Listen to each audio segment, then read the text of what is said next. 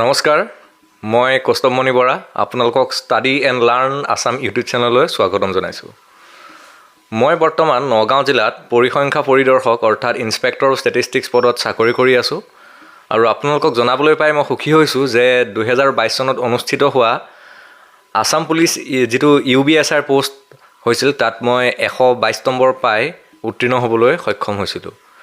বন্ধুসকল, এইটো ভিডিঅ'ত মই আপোনালোকক জনাব বিচাৰিছোঁ যে মই কিদৰে প্ৰিপেৰেশ্যন কৰিছিলোঁ UBSR কাৰণে আৰু কেনেকৈ 122 নম্বৰ পাবলৈ সক্ষম হ'লোঁ। বন্ধুসকল, আপোনালোকৰ মনলৈ নিশ্চয় প্ৰশ্ন আহিছে যে মই যদি UBSR পৰীক্ষা পাছ কৰিছিলোঁৱেই তেতিয়াহ'লে চাকৰিটো কিয় নকৰিলোঁ।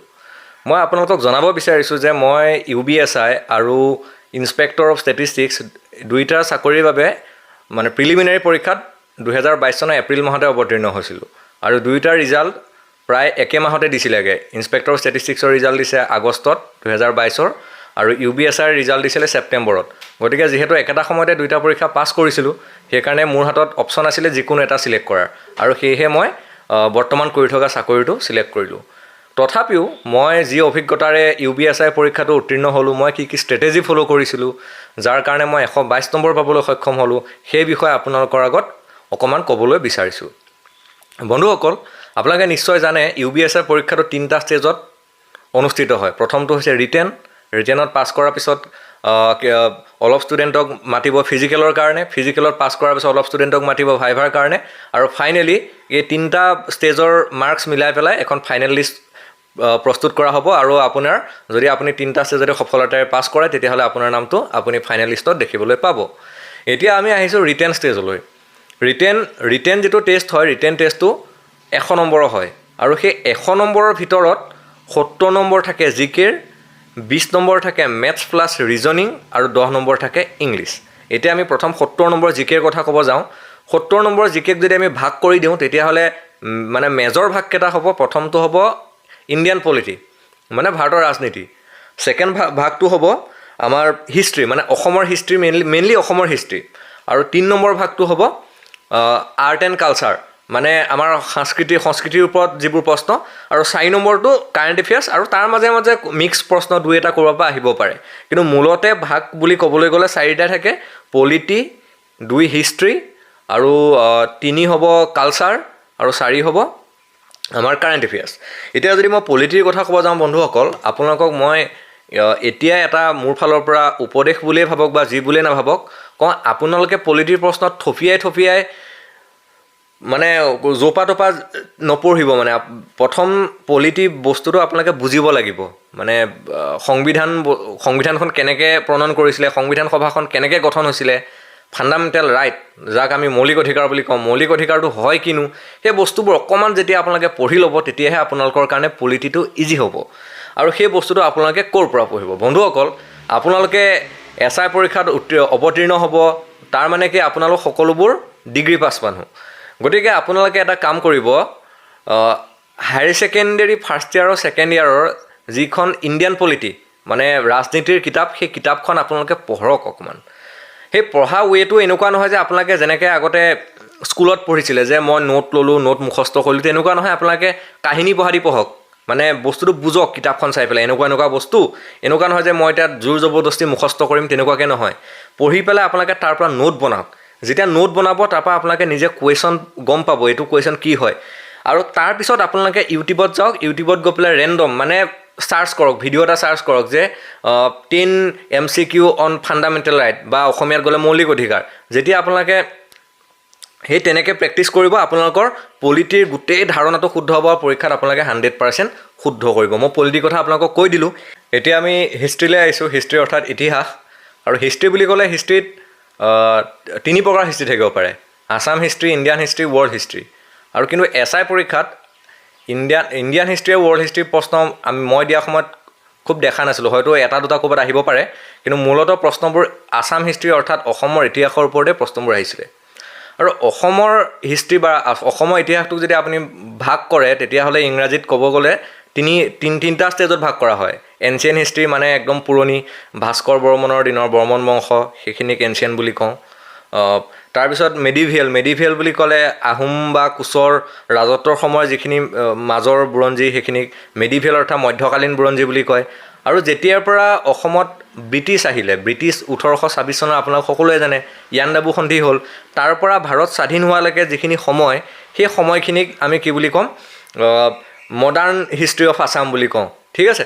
আৰু SI পৰীক্ষাটোত মূলতঃ মডাৰ্ণ হিষ্ট্ৰীৰ পৰাই কুৱেশ্যনবোৰ বেছি আহে। হিষ্ট্ৰী যদি 10টা প্ৰশ্ন আহে তাৰে 9টা বা 8টা প্ৰশ্ন মডাৰ্ণ হিষ্ট্ৰীৰ পৰাই আহে। আৰু সেই মডাৰ্ণ হিষ্ট্ৰী বুলি ক'লে আমি যদি আমাৰ মেডিভিয়েল বা মধ্যকালীন ইতিহাসৰ কি বুলি কয় মোৱামৰীয়া বিদ্ৰোহৰ সময়খিনিও যদি লৈ লওঁ, তেতিয়াহ'লে আপোনালোকে যদি মোৱামৰীয়া বিদ্ৰোহৰ পৰা অসম মানে ভাৰত স্বাধীন হোৱালৈকে হিষ্ট্ৰীখিনি পঢ়ে, তেতিয়াহ'লে আপোনালোকে আগৰ পুৰণা হিষ্ট্ৰী পঢ়ি এনেই সময় খৰচ নকৰিব। এতিয়া আহক মোৱামৰীয়া হিষ্ট্ৰীৰ পৰা ভাৰত স্বাধীন হোৱালৈকে যিখিনি হিষ্ট্ৰী, সেইখিনি আপোনালোকে ক্লাছ 9 আৰু 10ৰ যিখন সমাজ বিজ্ঞানৰ কিতাপ, সেই 9 আৰু 10ৰ সমাজ বিজ্ঞানৰ কিতাপখন যদি আপোনালোকে থ'ৰ' ৰিডিং কৰে, মানে পূৰা পঢ়ে প্ৰথম পৰা লাষ্টলৈকে, পঢ়ি পেলাই তাৰ পৰা MCQ বনাওক, মানে কাহিনীটো পঢ়ক কি হৈছে জানি লওক। মানে মানৰ আক্ৰমণ, প্ৰথম আক্ৰমণটো কি, তাত কোনে লিড লৈছিলে, ছেকেণ্ড আক্ৰমণটো কি, কোনে লিড লৈছিলে, থাৰ্ড আক্ৰমণটো কি, কোনে লিড লৈছিলে, সেই গোটেই বস্তুবোৰ পঢ়ক। পঢ়ি পেলাই তাৰপিছত চিপাহী বিদ্ৰোহত অসমত কোনে মানে আগভাগ লৈছিলে, তাৰপিছত যেতিয়া নেশ্যনেল কংগ্ৰেছ ফৰ্ম হ'ল, অসমত কংগ্ৰেছত কোন আছিলে, যোৰহাট সাৰ্বজনীন সভা, তাৰপিছতে গুৱাহাটী ছাত্ৰ সন্মিলন, তাৰপিছতে আমাৰ মহাত্মা গান্ধীৰ মানে যিটো দাণ্ডী যাত্ৰা অসমৰ পৰা কোনে পাৰ্টিচিপেট কৰিছিলে, তাৰপৰা ঘূৰণীয়া মেজমেল অসমৰ পৰা কোন গৈছিলে, সেই গোটেই বস্তুবোৰ আপোনালোকে ক্লাছ 9 আৰু 10ৰ যদি কিতাপখন একদম সম্পূৰ্ণ কৰি দিয়ে ইতিহাসৰ পৰ্চনটো, আপোনালোকৰ গোটেই ডাউট ক্লিয়াৰ হৈ যাব।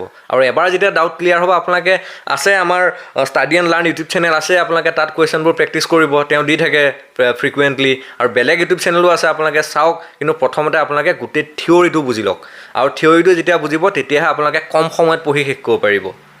এতিয়া আমি আহিলোঁ কালচাৰেলে, মানে সাংস্কৃতিক সাহিত্যৰ বিষয়। সাংস্কৃতিক আৰু সাহিত্যৰ বিষয়ে যদি পঢ়িব যায়, মই এখন ষ্টেণ্ডাৰ্ড বুক ফ'ল' কৰিছিলোঁ, কিতাপ ফ'ল' কৰিছিলোঁ।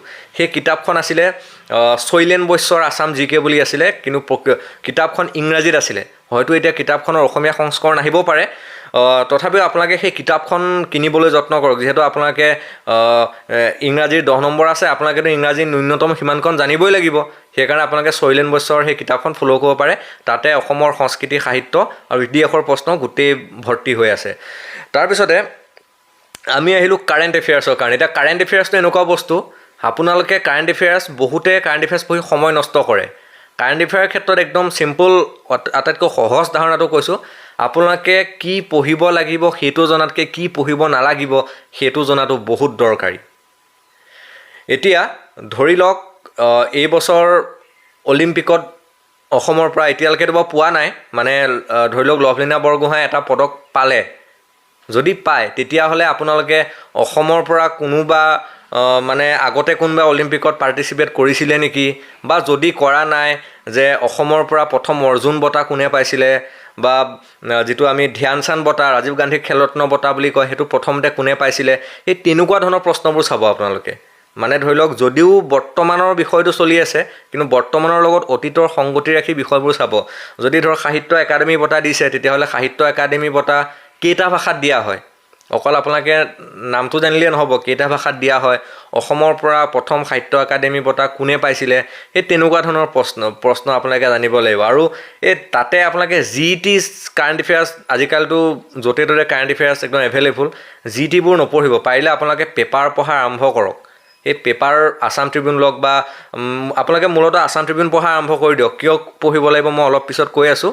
আৰু সেই পেপাৰৰ পৰা আপোনালোকে GKবোৰ উলিয়াওক, তেতিয়া আপোনালোক বেছি লাভান্বিত হ'ব। আপোনালোকে এই ইউটিউব চেনেলটো ফ'ল' কৰক, তাতো ভাল ভাল কাৰেণ্ট এফেয়াৰ্ছ আপোনালোকে পাই থাকিব।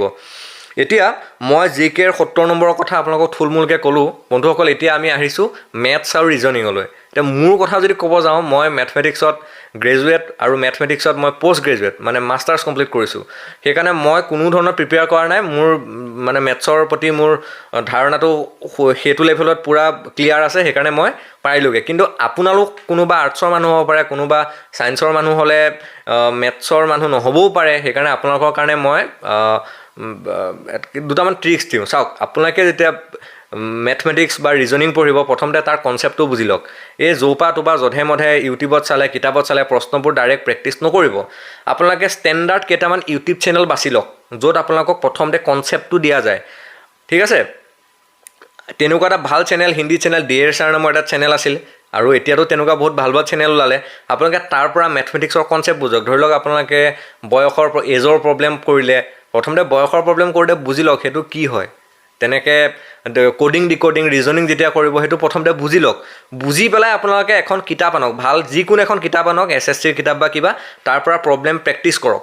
আপোনালোকে প্ৰব্লেম প্ৰেক্টিছ কৰি পেলাই যিবোৰ লাষ্টৰ আনচাৰ দিয়া থাকে তাৰ লগত মিলাই চাওক। যদি আপোনালোকে দেখিছে আপুনি পাৰি আছে, তাৰমানে আপোনাৰ ইম্প্ৰুভমেণ্ট হৈ আছে। আকৌ এবাৰ কৈছোঁ, আপুনি যেতিয়া মানে চিম্পুল ইণ্টাৰেষ্ট বা কমপ্লেক্স ইণ্টাৰেষ্ট বুজিব, আপোনালোকে প্ৰথমতে কনচেপ্টটো বুজক, তাৰ পৰা প্ৰব্লেম কৰক। নহ'লে আপোনালোকৰ পৰীক্ষাত গৈ পেলাই মেথছৰ নামত আপোনালোকৰ এনেই সময়বোৰ খৰচ হ'ব। বন্ধুসকল, এতিয়া আহিছোঁ আমি ইংলিছলৈ। ইংলিছত 10 নম্বৰ আহে। ইংলিছত মূলতঃ এটা পেছেজ এটা আহে, পেছেজটোৰ পৰা গোটেই প্ৰশ্নবোৰ আপোনালোকে কৰিব লাগে। এতিয়া আপোনালোকে যদি পেছেজটো পঢ়িবলৈ হয়, আমি স্কুলত আগতে যেনেকৈ পঢ়িছিলোঁ গ্ৰামাৰৰ কাৰণে মেট্ৰিক দিয়াৰ আগত, তেনেকৈ পঢ়িলে নহ'ব। মানে ভইচ চেঞ্জ অলপ চালোঁ, নেৰেশ্যন চালোঁ, তেনেকৈ নহয়। ইয়াত আপোনালোকে ইংৰাজী পঢ়িবলৈ জানিব লাগিব। ইংৰাজীৰ বাক্য এটা ভাঙিব পাৰিব লাগিব, তেতিয়াহে আপোনালোকে ইংৰাজীত 10ৰ ভিতৰত 10 পাব, নাপালেও আপোনালোকে 8 পাব। আৰু যিহেতু GK বস্তুটো হ'ল এটা আনপ্ৰেডিক্টেবল বস্তু, হয়তো কেতিয়াবা টান আহি যাব পাৰে, আপুনি নোৱাৰিবও পাৰে। সেইকাৰণে মেথছ আৰু ইংলিছত আপোনালোকে 30ৰ ভিতৰত প্ৰায় 25ৰ ওপৰ পাবলৈ মানে সম্পূৰ্ণ কষ্ট কৰিব লাগিব। সেইকাৰণে আপোনালোকে আছাম ট্ৰিবিউনখন পঢ়ক, তাৰ এডিটৰিয়েল পঢ়ক বা কিবা বাতৰি এটা পঢ়ক, বাতৰিটো বুজিবলৈ চাওক, তেতিয়া আপোনালোকে ইংৰাজীত মানে মই নাভাবোঁ যে আপোনালোকে 8ৰ তল পাব।